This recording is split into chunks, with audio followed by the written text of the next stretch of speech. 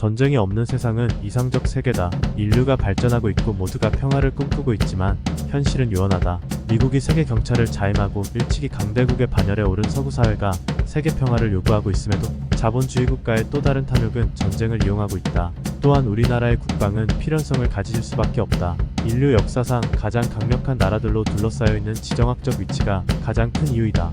수천 년 동안 대륙의 패권 경쟁은 우리에게 막대한 영향을 끼쳤고, 대륙 패권이 안정되거나 분열되어 있으면 우리에게 평화로운 시절을 가져다 주기도 하였다. 서기 660년 나당 전쟁 이후 889년 견훤 등으로 시작된 후삼국 시대의 통일전쟁이 있기까지 통일신라의 200년이 그러했다. 중국 대륙은 907년에 당이 멸망하고 5대 십국 시대가 출현하였다. 이후 960년 송나라가 건국되고 전국을 통일하는 시절에는 918년 태조왕건이 고려를 건국하였다. 1115년 세워진 금나라의 송나라와의 전쟁이 1206년 칭기스칸의 출현과 함께 정리되고, 1231년 원나라가 고구려를 침략하기까지 200년 역시 한반도는 평화의 시대였다.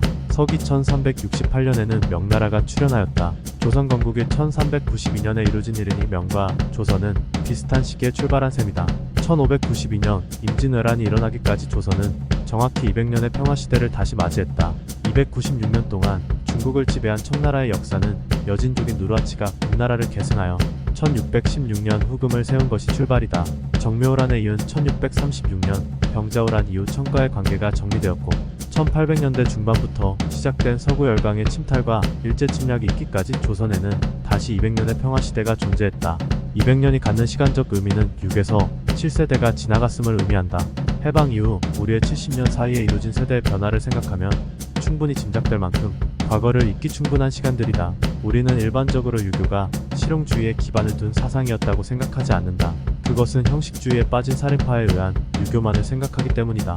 그리고 그러한 이유로 조선 초기 성과였던 국방과 실용적 기술의 지속적 발전을 이루지 못하였고, 그 결과로 임진왜란과 병자호란 그리고 일제의 침략을 막지 못했다.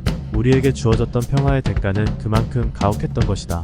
국방력 강화에 대한 생각은 우리에게 차악임은 분명하다. 그러나 이왕의 일을 거부할 수 없다면 보다 실용적이고 효율적인 사고의 전환이 필요하다. 그것은 군 조직의 사회순환구조 도입을 통해 개방성 실현을 구현하는 일이 되어야 한다.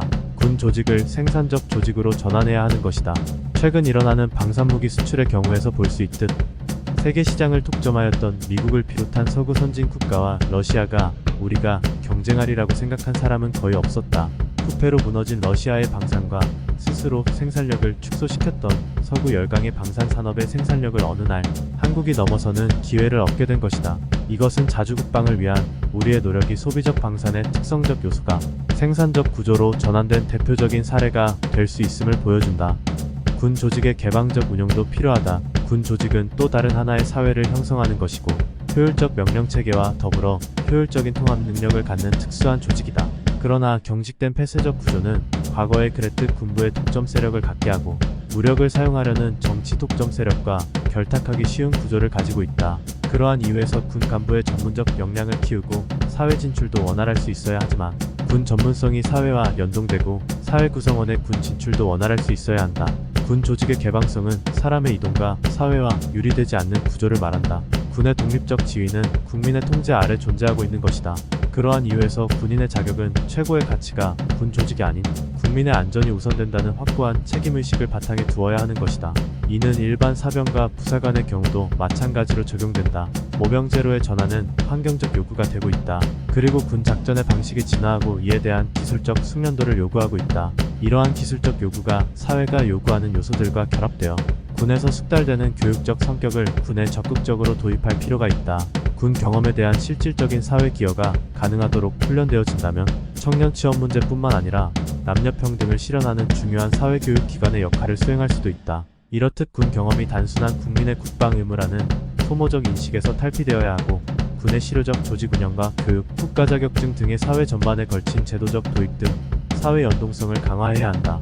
현대의 군 조직은 다양한 사회 경험을 필요로 하고 있다. 그리고 사회의 각 분야에 필요한 인력이 진출할 수 있는 상호 보완 기능을 강화한다면 군 조직의 실용적 극대화를 실용적으로 활용하는 방안이 된다. 그리고 이는 필요한 인력이 선순환되는 구조를 이루게 되어 군대를 사회 발전에 기여하는 기관으로 탈바꿈할 수 있다. 모병제로의 전환은 예비군 제도의 실효적 운영을 기반으로 진행해야 한다. 그리고 장기적인 계획 아래 순차적으로 이루어져야 할 것이다. 한국 군사력의 근간인 300만 명에 이르는 예비군 전력이 있으며 이와 같은 예비 전력의 운영을 고도화하고 실용적으로 운영하는 것이 모병제의 대안이 된다. 또한 여성의 국방 의무로서의 기본 군사 훈련 이수와 예비군 편제가 모든 남성과 동일하게 고려되어야 할 문제이기도 하다. 현재 1만 5천 명 이상인 여성 현역 군인의 수도 늘려나가야 하고 국방 의무와 남녀의 기회 평등의 문제 그리고 남녀 갈등 문제 해결의 방법으로 활용될 필요도 있다. 이와 더불어 우수한 군 인력이 영입되기 위해서는 군 복구, 경력에 대한 인센티브와 사실상의 군 업무 역량 향상도 병행되어야 한다. 국방 분야에 있어 국방 외교의 중요성도 대두되고 있다. 현대 사회의 전쟁은 국제적인 관계를 기반으로 하고 있으며 우리의 위치는 이미 세계의 중심에 서게 되었다.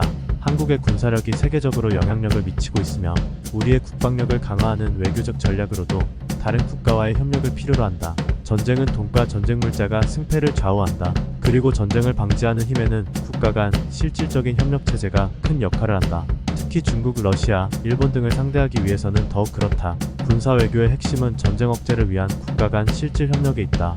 실질적인 군사 지원과 합동 군사 훈련, 상호한 보조약 등의 동맹관계의 확대 등과 같이 군사 외교적 활동이 필요가 증가하고 있는 것이다. 그에 필요한 군사 외교 인력과 전술 연구 인력 등 국방부의 외교적 역량도 확대되어야 한다.